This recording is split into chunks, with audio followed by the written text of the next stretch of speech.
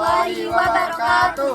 Hai semuanya, di sini kami dari kelompok 2 ingin membuat video micro teaching keterampilan berbicara pada kelas 4 untuk memenuhi tugas UAS kami, yaitu dengan mata kuliah kajian kebahasaan dengan dosen pengampu Bapak Dr. Andes Eko Kurtanto, MPD MKOM.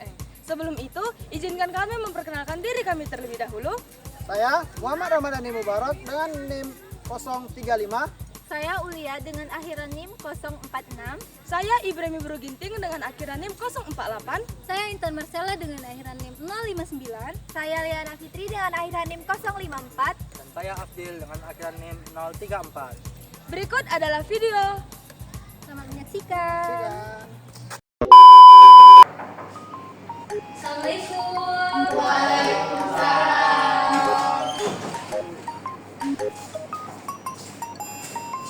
Selamat pagi anak-anak ibu.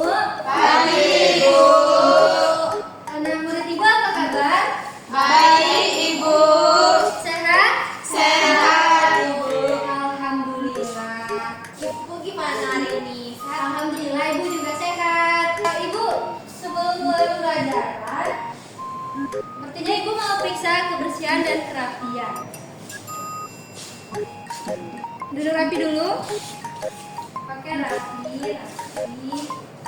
Dani kenapa bajunya nggak dikasih? Wah, masih pagi. Kalau ke sekolah harus dalam keadaan rapi ya. Baik, Ibu. Dan juga bersih. Bajunya bisa kuku. Ibran, jadi kenapa kukunya panjang? Nah, besok ibu mau kukunya dipotong ya. Ya ibu. Siap, Nak. Sebelum pelajaran ini kita mulai, ada baiknya kita berdoa dan untuk kepercayaan masing-masing. Berdoa dimulai.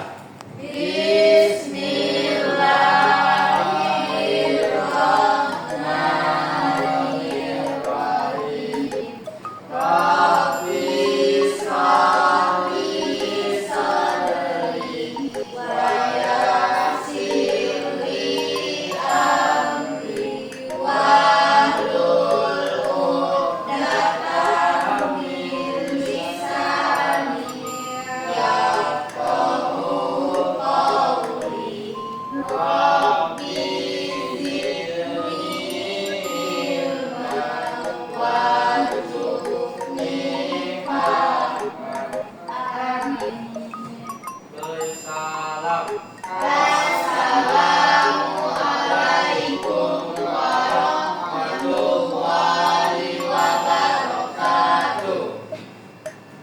Baik, sebelum pembelajaran dimulai, ibu akan mengabsen terlebih dahulu.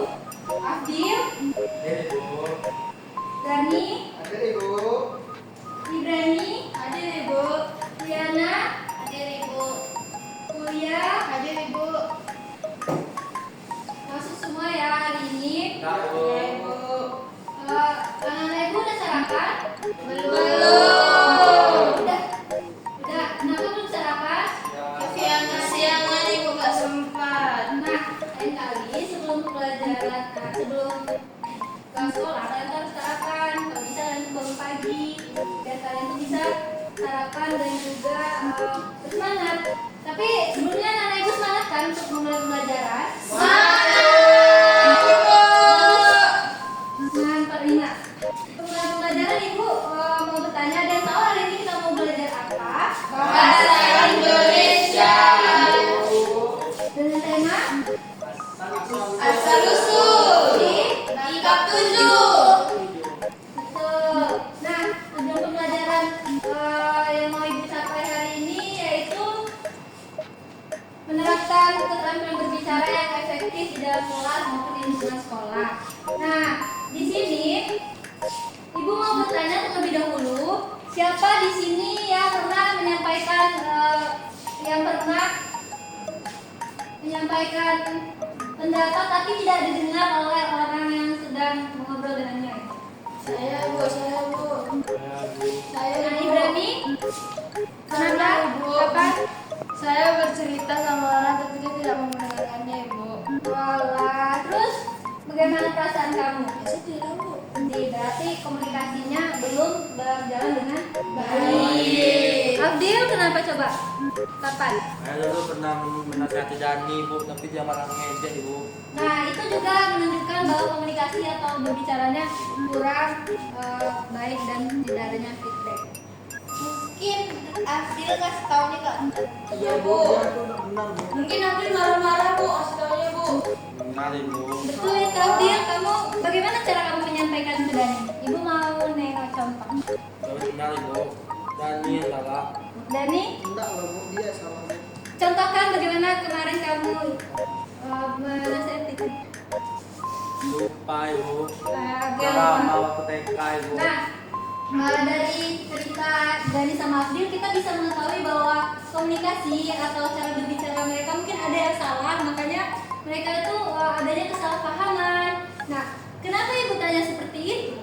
Karena hari ini ibu akan mengajarkan bagaimana cara berbicara yang efektif.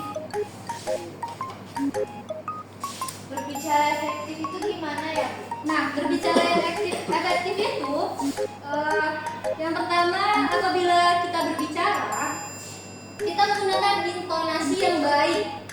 Ada yang tahu apa itu intonasi? Nada Ibu.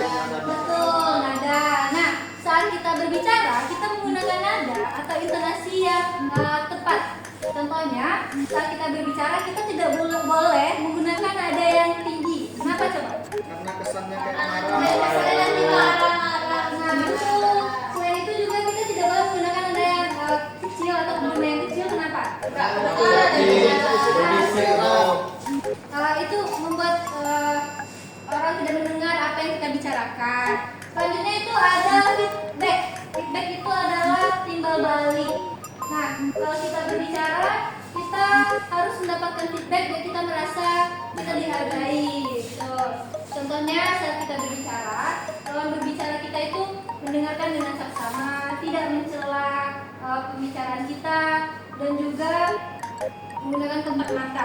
Nah, selanjutnya ada gestur tubuh. Oh ya, kontak mata itu masuk ke dalam gestur tubuh. Nah, apabila ada yang berbicara, kita harus menggunakan gestur tubuh yang baik, sehingga orang yang sedang berbicara tersebut dan orang yang berbicara juga menggunakan gestur tubuh. Contohnya, saat membicarakan makan, dan mungkin dia bilang makan gini. Harusnya gimana? Gini. Terus saat dia bilang ayo. Oh. Nah, oke. Terus kalau misalnya saya bilang kayak lihat itu. Nah, betul. Itu namanya gestur tubuh. Nah, selain itu kayak ayo pergi misalnya. Ayo pergi ya, oke sama. Terus kayak kalian mau kemana? Nah, ini kan juga gestur tubuh. Gestur tubuh bertanya. Oke. Itu penjelasan dari ibu. Ada yang mau ditanyakan? Tidak ada. Di sini ibu ada video, ada tugas.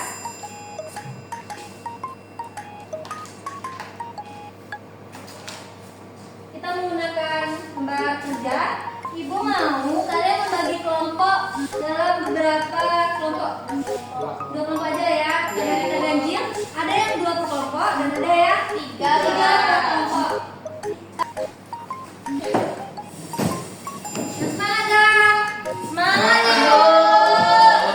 Katanya tadi udah sarapan. Kok belum semangat? Ibu mau es krim? Es drinking ya? Iya bos. Nah, oke. Kita es drinkingnya yang nggak nyanyi-nyanyi, tapi ini lumayan seru. Ibu ada es drinking namanya konsentrasi, di mana ada clue nanti yang bakal ibu kasih dan kalian jawab pertanyaan selanjutnya dari clue itu. Clue-nya berurutan. Nah, ini clue-nya ya. Hari pertama saya ke Amerika. Hari kedua saya ke Belanda. Hari ketiga saya ke Cina. Hari keempat ke Denmark. Hari kelima Ke Eropa. oke ke Eropa, boleh daerah. Nah, oke ke Eropa. Selanjutnya ke Ibu mau bertanya, ya. kok bisa ke Eropa? Kok bisa ke Eropa bu? Iya. Kok bisa Eropa? Kenapa ke Eropa? Karena berurutan. Tadi ibu menyebutkan yang pertama ke Amerika. Awal Amerika adalah A. Selanjutnya ibu bilang ke Belanda. B.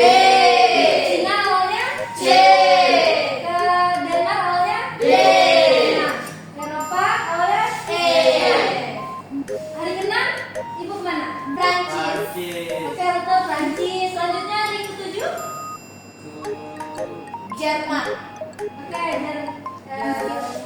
Oke, ya, Jerman tuh bahasa Inggris maksudnya Jerman.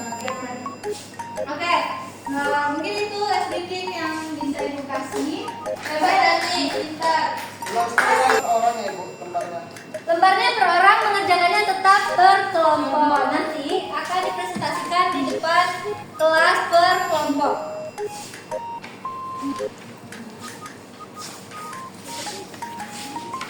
Tolong video yang ibu tampilkan untuk disaksikan dengan seksama.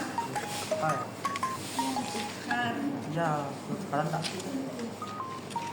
Ini berwarna. Jadi, di video kali ini kita akan mengupas apa saja sih kesalahan dalam berkomunikasi, khususnya individu antar individu. Contoh kesalahan yang pertama. Ini seperti yang ibu jelaskan tadi. Minggu depan aku mau ke pantai, kamu ikut nggak? Kamu suka ke pantai mana aja?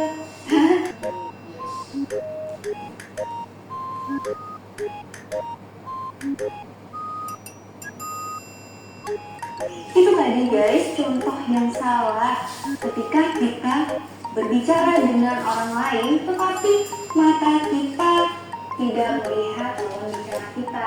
Seharusnya saat tujuannya adalah agar kita mengetahui apa yang sebenarnya dikatakan oleh lawan bicara itu dan gimana?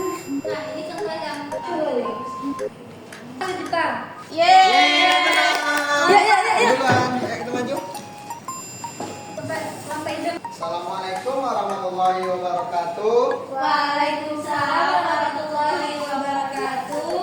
Kami dari kelompok 2 ingin menyampaikan hasil diskusi kami. Sebelumnya kami ingin memperkenalkan diri. Saya Muhammad Ramadhani Mubarak. Saya Ibu Dewi Berlincing, saya Ulia.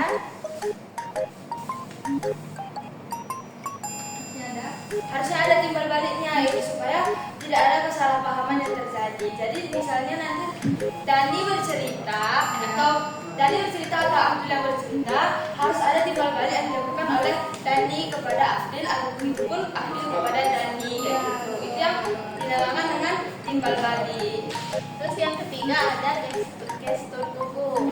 Jadi di sini saat kita berbicara itu harus berhadapan langsung dengan lawan bicaranya, harus kontak mata langsung dengan lawan bicara dengan tujuan agar lawan bicara itu mengerti apa yang kita bicarakan, dan juga itu sebagai bentuk penghargaan kita dengan mendengarkan lawan bicara kita bercerita atau berbicara kepada kita. Tambahkan dari Akil Bu. Nah, tadi kan dia bilang jangan berbisik-bisik, atau telang. Nah, yang kedua itu kita tuh ngomong nggak boleh berbisik, berkumur-kumur kayak nggak jelas itu ngomongnya Bu, kayak Tele-tele gitu ya. Akil gitu, nggak boleh, harusnya dengan jelas. Misal Akil boleh nggak minta ambilin botol aku di situ, gitu Bu. Nah, selanjutnya Afdil. Saya dari Rinci, Bu. Berarti kamu masih dalam ini ya, daerah Jambi. Berarti kamu masuk dari sini. Kalau Dani Dari Riau ibu. dari Riau. Iya ibu. Jauh banget. Ya. Lebih jauh meter Ibu. Iya, masih jauh Tapi kan beda. kita tetanggaan. Iya, hai Dani. Tapi kan masih beda provinsi sama Jambi. Berarti jauh. Dia Tapi tidak sepenuhnya. dia asli Sulawesi. Tapi orang tua Sulawesi bu. Orang tua kamu Sulawesi. Wah, beda pulau. Berarti itu termasuk dengan Campuran. Dia berpindah tempat dinamakan dengan Migrasi. Betul. Nah, dari cerita yang kita baca tadi, di sini ada lembar kerjanya. Ya, Yang aktivitas 4 itu berarti kita ini ya Bu, meringkas kembali yang udah kita baca. ya dari yang kalian baca tadi kan namanya apa? Boleh ditampilin lagi nggak bu? Boleh, boleh. Mau nyontek Bu. Kan bikin kesimpulannya. Iya, bikin kesimpulannya. Begini ya. Buat perahu yang kuat, terus karena udah menjelajahi banyak perairan dan samudra itu. Udah itu aja. Bahunya dari apa? Zaman dulu mungkin tahunya dari kayu. Tadi kan yang pertama yang ngasih pendapat itu Abdil. Iya. Dia cuma bilang kalau itu karena nenek moyang dahulu itu berimigrasi. Nah, kalau Unya tadi menceritakan kalau nenek moyang itu kayak udah tahu arah mata anginnya. Kalau Liana bilang kalau nenek moyang itu udah bisa membuat perahu. Nah, itu saya setuju Ibu. Kenapa saya setuju? Karena saya juga tadi menurut pendapat saya, kenapa nenek moyang itu dikenal sebagai pelaut yang hebat itu karena nenek moyang itu sejak dahulu sudah melakukan perjalanan yang jauh menggunakan yang namanya perahu, sama seperti yang dibilang oleh Liana tadi Bu. Maka dari itu, kenapa sih bisa disebut pelaut yang hebat? Karena kan nenek moyang juga pastinya sudah mengetahui bagaimana arah mata angin. Secara tidak langsung kita mengetahui kalau nenek moyang itu berimigrasi. Jadi otomatis dia harus mengetahui arah mata angin itu supaya dia bisa menjelajah yang namanya pulau-pulau yang ada seperti itu Bu. Jadi saya setuju sama pendapat teman-teman semuanya. Terima kasih. Baik, terima kasih. Saya bersepeda dengan Teman-teman Di taman. Yang indah bersama teman. kok balik? gimana Ibu? Jangan itu aja Dan keluarga. dan keluarga. Yang harmonis. Ayo. Bella, oke. Juga senang. Kalian tahu sebenarnya apa? Habis loh. Nyanyi, nyanyi Bu, nyanyi. Kita bercerita aja. Karena ini pelajaran tentang berbicara, Ibu mau Dani menceritakan tentang dirinya, kesehariannya, dan keluarganya. Enggak, Dani, enggak. Kamu suka apa? Ke depan aku. Mau. Nah, dosa di sini aja. Nanti jadi. Gak mau. Cerita mulainya dari mana, Bu? Cerita aja kayak saya Dani, saya suka ini, saya bangunnya jam segini, kesehariannya. Coba teman-teman, saya Dani. Hai. Dani. Keseharian saya kalau sekolah ya bangun pagi, berangkat sekolah, terus main sama teman-teman di sekolah, terus pulangnya main lagi sama teman. Main terus sih. Dani nggak salahin ibu. Main terus sih. Kan masih anak-anak. Walah, tapi biar anak-anak nggak seharusnya main terus. Dani nggak Tapi belajar kan ya? malam kan belajar. Iya kok. Kan baru sampai sore saya cerita tadi. Wah, terus kita harus malamnya Kan jangan memotong teman-teman. Iya, betul. Baik. Terus malamnya baru belajar. Jadi Terus nggak istirahat. Makanya Kita dengar dulu pendapatnya. terus Terus, sudah Ibu. udah. Oke. Yeay. Setelah keseharian Dani sehari-hari. Tadi Ayo teman-teman semuanya berdiri. yuk. Kita bersenang-senang bersama. Asik. Pundak, lutut, kaki, lutut, kaki, kepala, pundak, lutut, kaki, lutut, kaki, kepala, telinga, mulut, telinga, hidung, kepala, pundak, lutut, kaki, lutut, kaki. Gimana? Apa yang kalian pelajari dari hal baru yang kalian pelajari dari pelajaran kita tadi? Intonasi Bu. Cara berbicara yang Berbicara, baik dan efektif. Caranya itu Ada kita intonasinya. ya itu ada gesturnya. Dan gaya. Contohnya apa? Contohnya saat kita berbicara dengan teman-teman itu harus menggunakan nada yang lembut. Terus ada rasa Dan kita sebagai hormat. pendengar harus menyimak dan menghargai berbicara. Saya harus kontak mata atau gestur tubuhnya supaya tidak ada terjadi kesalahpahaman. Betul. Terus ada yang susah nggak dari pelajaran kita tadi? Ada oh, presentasi itu yang susah. Kenapa susah? Malu Karena Bu. malu terus takut salah sama menyampaikan sesuatunya. Kenapa harus takut? Takut salah. Takut salah. Nggak ada yang namanya salah ngomong. Kalian itu punya hak tersendiri untuk menyampaikan pendapat. Baik itu di kelas, di sekolah, di lingkungan sekitar. Jadi kalian jangan malu untuk menyampaikan pendapat kalian. Apalagi pendapatnya itu berdampak positif. Jadi kalian harus mencoba atau berani ke depan. Itu juga melatih kepercayaan diri kalian. Baik, dari pembelajaran hari ini dapat disimpulkan bahwa kita belajar bagaimana cara berpendapat dengan sopan, intonasi yang tepat, gestur yang baik, terus menanggapi pendapat teman dengan santun, serta menceritakan kembali informasi secara rukun seperti pada cerita tadi. Baik, sebelum kita mengakhiri pembelajaran pada hari ini, Ibu ngasih tugas di rumah. Ibu mau kalian mencatat beserta bagaimana cara komunikasi orang tua kalian atau siapapun yang ada di lingkungan rumah kalian gitu. Untuk bagaimana komunikasi yang ada pada Di rumah ya, Bu. Keluarga di rumah. keluarga di rumah, ada pada keluarga di rumah. Di rumah aja kayak komunikasi ya, cara berbicara orang tua kalian, saudara ataupun adik kalau punya adik, atau abang kalau punya abang, dan orang tua aja kalau yang tunggal. Siap, berat. Sebelum pelajaran ini kita tutup, ada baiknya kita berdoa terlebih dahulu. Doa dimulai.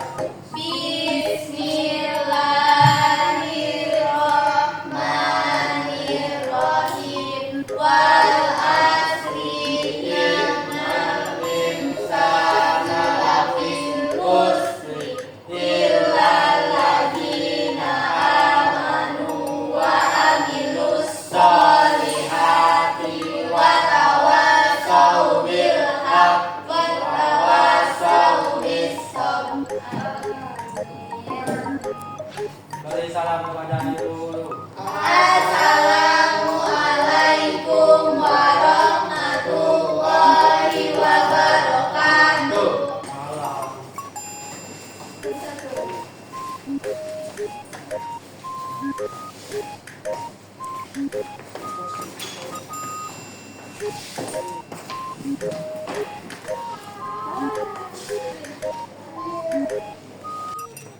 Sekian video mikro teaching kami. Kami minta maaf bila mana ada kesalahan kami dalam video tersebut. Kami ucapkan banyak terima kasih dan see you next time.